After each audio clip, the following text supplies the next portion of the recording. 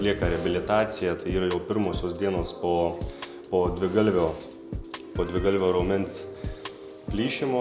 Plyšimas yra 2 laipsnio. Dabar jisai atlikinėja procedūras baseine, atlikinės fizioterapijos procedūras, elektrostimuliaciją, lazerį ir krioterapiją. Šovė į koją ir viskas.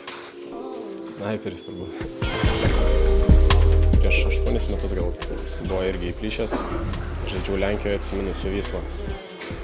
Tai antrą kartą.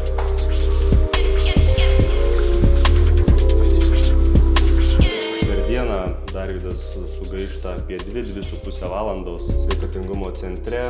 Procedūras planuojame Darvydas atlikinės savaitę laiko pagal galimybę, jeigu matysime, kad yra poreikis, procedūros gali užtrukti ir iki 2 savaičių. Būtent čia su vandens procedūromis ir fizioterapija.